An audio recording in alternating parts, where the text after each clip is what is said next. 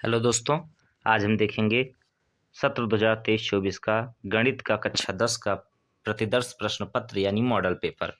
तो चलिए model paper देखते हैं। पहला क्वेश्चन दिया हुआ है,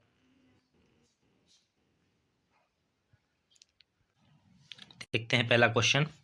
किन्हीं दो संख्याओं का एलसीएम 60 और एचसीएफ 3 है। एक संख्या 12 है तो दूसरी संख्या क्या होगी? तो हम जानते हैं कि एलसीएम गुणे एचसीएफ बराबर पहली संख्या गुणे दूसरी संख्या होती है, यानी एलसीएम गुणे एचसीएफ बराबर पहली संख्या गुणे दूसरी संख्या। तो एलसीएम कितना है? 60 है और एचसीएफ कितना है? 3 है। पहली संख्या 12 है, दूसरी संख्या पता नहीं, निकालनी है। तो 12 इधर गुणा कर रहा है, इधर क्या करेगा? भाग। तो 60 गुणे 3 बटा 12, 3 चौक 12 और 4 से 60 को भाग करेंगे तो आएगा 15, यानी ऑप्शन नंबर 20 का सही आंसर है। अगले क्वेश्चन की तरफ चलते हैं। अगला क्वेश्चन कह रहा है कि एक शून्येतर परिमेय संख्या और एक अपरिमेय संख्या का गुणनफल होता है। तो शून्येतर परिमेय संख्या और अपरिमेय संख्या का गुणनफल हमेशा क्या होगा? एक अपरिमेय संख्या होगा, यानी ऑप्शन नंबर ए इसका सही आंसर है। अगला क्वेश्चन देखते हैं। कह रहा है कि रेखा युग्म समीकरण x प्लस 2y माइनस 5 बराबर 0 और 4x प्लस 8y माइनस 20 बराबर 0 के हल होंगे। तो इसको सॉल्व कर लेते हैं। हमने यहाँ पर सॉल्व कर रखा है। देखिए a1 की वैल्यू 1 है, b1 की वैल्यू 2 है और c1 की वैल्यू कितनी है? -5 है। और a2 की वैल्यू कितनी हो जाएगी? 4, b2 की वैल्यू हो जाएगी 8 और c2 की वैल्यू हो जाएगी -20। तो चेक कर लेते हैं कि a1 बटा a2, तो a1 कितना था? 1 था। a2 कितना था? 4 था, तो रख दिए 1/4 आ गया। b1 कितना है? 2 है, तो रख दिए। और b2 कितना है? 8, तो भी रख दिए इसको भी। तो काटेंगे इसको, 2 1 जा 2, 2 पूजा 8, यानी 1/4 भी आ गया। अब c1 कितना है? -5 और c2 कितना है? -20। तो 5 चौक 20, 1/4, इन तीनों बराबर आ गए। a1 बटा a2 बराबर b1 बटा b2 बराबर c1 बटा c2, यानी संपाती होगी। तो संपाती में क्या होता है? अनेक हल होते हैं, यानी इसका अब आंसर देखते हैं। इसका आंसर क्या होगा? अपरिमित रूप से अनेक हल, यानी ये आंसर इसका सही है। चलिए अगले क्वेश्चन की तरफ बढ़ते हैं। कह रहा है वो सबसे बड़ी संख्या जिससे 70 और 125 को विभाजित करने पर क्रमशः 5 और 8 शेष बचता है। तो चलिए देखते हैं। तो ये रहा फोर्थ का सॉल्व। ये लिखा हुआ है 70, तो उसमें से 5 माइनस कर देंगे, 125 में से 8 माइनस कर देंगे। 70 में 5 माइनस करेंगे कितना? 65 आएगा। 125 में 8 माइनस करेंगे 117 आएगा। उसके आगे अब इसका मासा निकाल लेते हैं।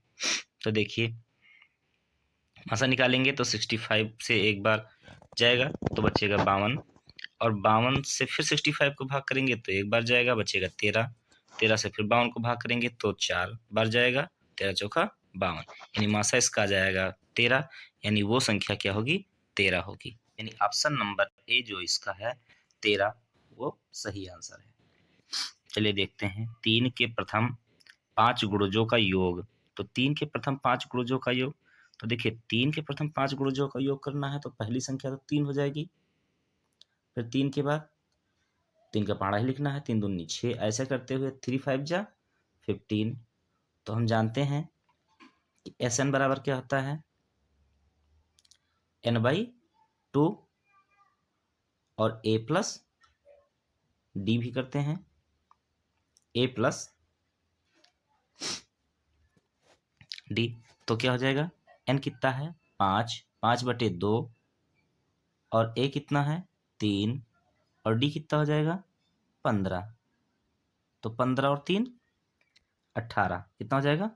18। तो 5 गुणे 18/2, 2 9 18, 9 5 45, यानी इसका आंसर कितना आ जाएगा? 45। तो 45 कहाँ पर है? देखते हैं, ऑप्शन नंबर ए में 45 है। तो चलिए आगे बढ़ते हैं। दिया हुआ है द्विघात समीकरण 2x² - 4x + 3 = 0 के बारे में निम्न कथनों पर विचार कीजिए। उससे पहले देख लेते हैं इसका विविक्तकर कितना आएगा। तो विविक्तकर क्या होता है, d बराबर b² - 4ac। तो b कितना है इसमें -4, तो -4 का स्क्वायर -4 गुणे a की वैल्यू कितनी है 2 और c की वैल्यू कितनी है 3। तो 4 का स्क्वायर हो जाएगा प्लस में 16 और -4 दूनी 8 त्रिक 24। तो इसकी वैल्यू जो आएगी वो निगेटिव आएगी।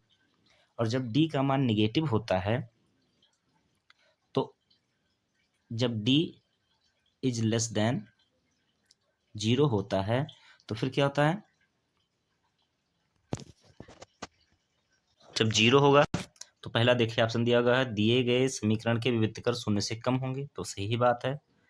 और दूसरा क्या होता है, जब 0 से कम आती है डी की वैल्यू तो मूल वास्तविक नहीं होते हैं। तो दूसरा ऑप्शन दिया है समीकरण के मूल वास्तविक नहीं है, यानी ए और बी दोनों ऑप्शन इसका सही है। तो देखते हैं ऑप्शन कहाँ पर दिया हुआ है। ऑप्शन ये दिया हुआ है, ए और बी सही है, यानी ऑप्शन नंबर ए जो है इसका सही आंसर है। चलिए आगे बढ़ते हैं। अगला क्वेश्चन देखते हैं। AOBC एक आयत है जिसके 3 शीर्ष AOB हैं, इसका विकर्ण होगा। तो देखिए AOB 3 ऑप्शन दिए हुए हैं। तो ये क्वेश्चन था, तो इसमें दिया हुआ है, मान लेते हैं ये आयत है। आयत, अब आयत में ये A हो गया, ये O हो गया, ये B हो गया और ये C हो गया। तो विकर्ण क्या होगा इसका AC। तो चलिए AC में देखते हैं। अब ये पहला A में जो दिया हुआ है ये क्या है x1 और ये y1, ये x2 और ये y2, ठीक है। तो इस हिसाब से हम क्या लगा लेते हैं, दूरी का फार्मूला, दो बिंदुओं के बीच की दूरी का फार्मूला। तो क्या होता है, दो बिंदुओं के बीच की दूरी का फार्मूला होता है √x2 - x1 का होल स्क्वायर, x2 - x1 का होल स्क्वायर और प्लस y2 - y1 का होल स्क्वायर, y2 - y1 का होल स्क्वायर। तो देखिए x2 कितना है 5, तो 5 माइनस x1 कितना है 0, 5 - 0 का होल स्क्वायर और प्लस y2 कितना है 0 और माइनस y1 कितना है 3, तो 3 का स्क्वायर √ तो 5 का स्क्वायर कितना हो जाएगा √25 और 3 का स्क्वायर कितना हो जाएगा 9, तो कितना हो जाएगा √25 और 9 34, यानी √34 इसका आंसर होगा। तो √34 कहाँ पर दिया हुआ है, ये थर्ड ऑप्शन में, यानी √34 इसका सही आंसर है। चलिए अगले क्वेश्चन की तरफ बढ़ते हैं। अगला क्वेश्चन है, यदि समीकरण x² + kx - 5/4 = 0 का एक मूल 1/2 है तो k का मान क्या होगा। तो क्या करते हैं, जो मूल दिया हुआ है वो x के प्लेस पर रख देते हैं। तो x पे रखेंगे तो कितना हो जाएगा, देखिए 1/2 का स्क्वायर प्लस k इंटू 1/2 और -5/4 बराबर 0। ये माइनस है, फिर से रख लेते हैं वैल्यू। x की वैल्यू कितनी है 1/2, कितनी 1/2 का स्क्वायर और प्लस k गुणे 1/2, k गुणे 1/2 और -5/4 बराबर 0। तो 1/2 मतलब क्या हो जाएगा 1/4 हो जाएगा और ये -5/4 इसके बगल में लिख लेते हैं और k/2 को दूसरी साइड भेज देंगे तो कितना हो जाएगा -k/2 हो जाएगा। तो 5 में 1 माइनस होगा तो कितना बचेगा -4/4 और बराबर -k/2। देखिए माइनस तो माइनस चला जाएगा, 4 1 कम 4 और 2 से 1 में क्रॉस मल्टीप्लाई कराएंगे तो k बराबर कितना हो जाएगा +2। तो ऑप्शन कौन सा सही होगा +2। तो ये ऑप्शन दिया हुआ है फर्स्ट नंबर पर प्लस में 2। चलिए अगले क्वेश्चन की तरफ बढ़ते हैं। दो त्रिभुज समरूप होते हैं, तो दो त्रिभुज समरूप कब होते हैं? जब उनके संगत कोण बराबर हो, यानी पहला ऑप्शन, और जब उनकी संगत भुजाओं का अनुपात बराबर हो, यानी ये दूसरा भी सही है, यानी ऑप्शन नंबर 3 इसका सही आंसर है, यानी उपयुक्त तो दोनों। अगला क्वेश्चन है, यदि एक समकोण त्रिभुज एबीसी में कोण सी 90 डिग्री है, एसी 3 सेंटीमीटर है और बीसी 4 सेंटीमीटर है, तो बिंदु सी से जाने वाली माध्यिका की माप क्या होगी? तो चलिए देखते हैं, इसको हमने सॉल्व कर रखा है। सबसे पहले देखते हैं माध्यिका का सूत्र क्या होता है। तो माध्यिका का सूत्र ये है कि जो माध्यिका होगी जिस भी लाइन पर खींची जाएगी, जिस भी रेखा पर खींची जाएगी त्रिभुज के, बाकी दो भुजाओं के स्क्वायर का दोगुना करके उसमें से जिस भुजा पर खींची जाएगी उसके स्क्वायर को माइनस करके अपान 4 कर देंगे और रूट निकाल लेंगे उसका। तो चलिए अब देखते हैं कैसे सॉल्व करेंगे इसको। ये सूत्र आपने देख लिया। 10th नंबर क्वेश्चन हमने यहाँ सॉल्व कर रखा है। ये देखिए, एक त्रिभुज बना रखा है सी 90 डिग्री का। तो इसमें माध्यिका यहाँ सी से ए बी पर खींची गई है, तो उसको मान लिए सी एम। तो चलिए अब इसको निकालते हैं। सबसे पहले हम पाइथागोरस प्रमेय से ए बी निकाल लेंगे। तो ये पाइथागोरस थ्योरम लगाएंगे, A B square equal to B C square plus A C square, जहाँ से ए बी की वैल्यू कितनी आ जाएगी 5। तो ए बी 5 आ गया। अब माध्यिका वाले सूत्र में रखते हैं, तो ये रख दें B C square plus A C square into 2 कर दिए। तो ये B C square plus A C square कितना था 25 था। तो 25, ये देखो 25 दूना 50, और ए बी स्क्वायर कितना है, ये आया है 5, ए बी 5, तो 5 का स्क्वायर 25 हो जाएगा और 25/4। तो अब क्या करेंगे देखते हैं। जब 25/4 आ गया तो 25/4, तो 25 का वर्गमूल कितना होगा 5 और 4 का वर्गमूल 2। तो आंसर कितना हो जाएगा, 5 को 2 से भाग करेंगे 2.5 आ जाएगा। तो चलिए अब देखते हैं ऑप्शन क्या दिया हुआ है। फर्स्ट ऑप्शन है 2.5, ये दिख रहा है, तो ये इसका आंसर होगा। चलिए अगले क्वेश्चन की तरफ देखते हैं। ये दिया हुआ है sine theta minus cos theta बराबर 1, तो साइन की पावर 4 थीटा प्लस कॉस की पावर 4 थीटा का मान क्या होगा? तो सबसे पहले हम क्या करते हैं, इसमें दोनों पक्षों का वर्ग कर देंगे। क्या कर देंगे, दोनों पक्षों का वर्ग इधर कर देते हैं, इधर भी और इधर भी।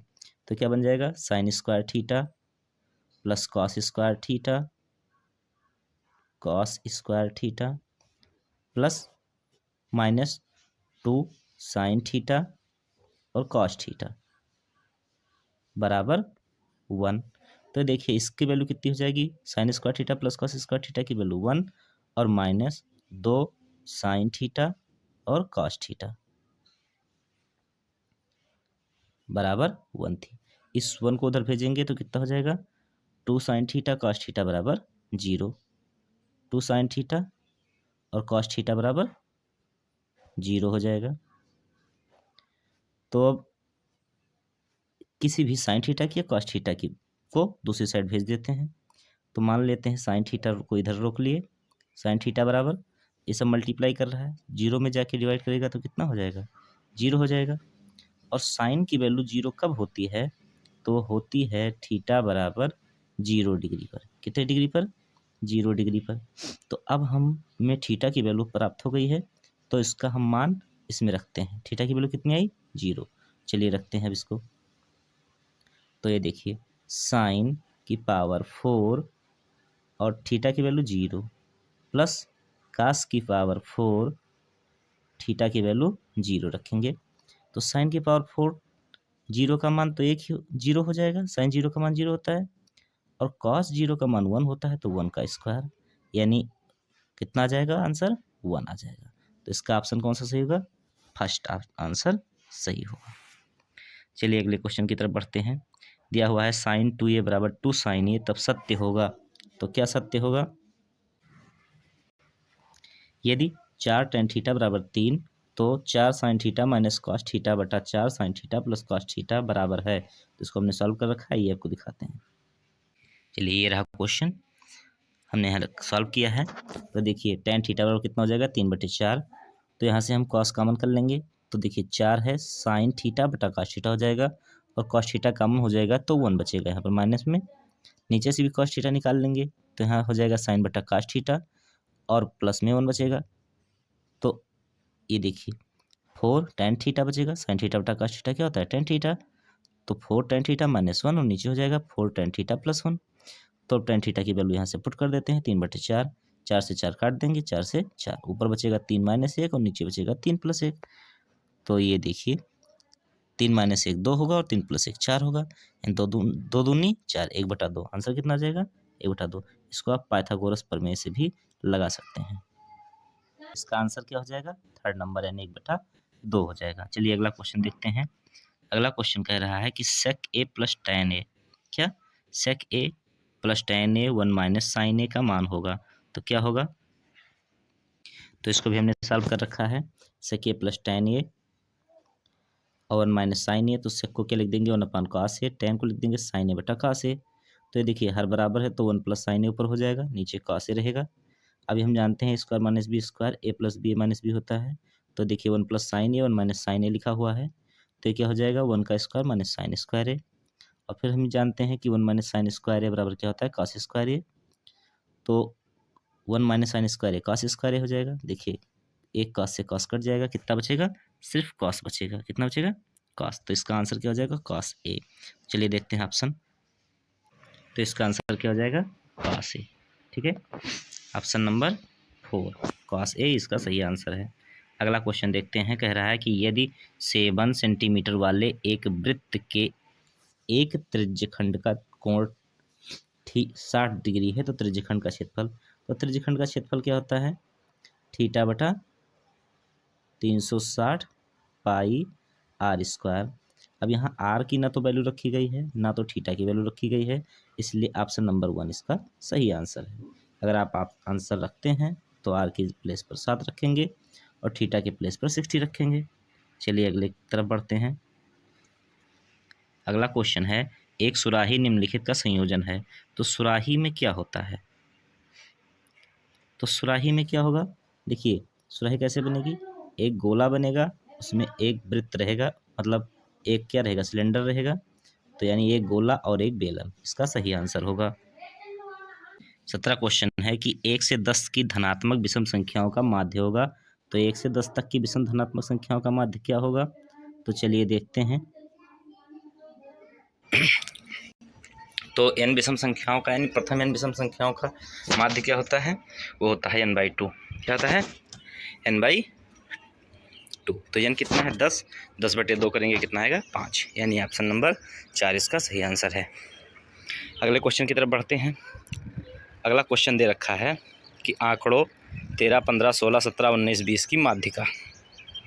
तो माध्यिका के लिए अगर संख्याएं कितनी हैं देखिए 1 2 3 4 5 6 यानी 6 हैं, 6 एक सम संख्या होती है।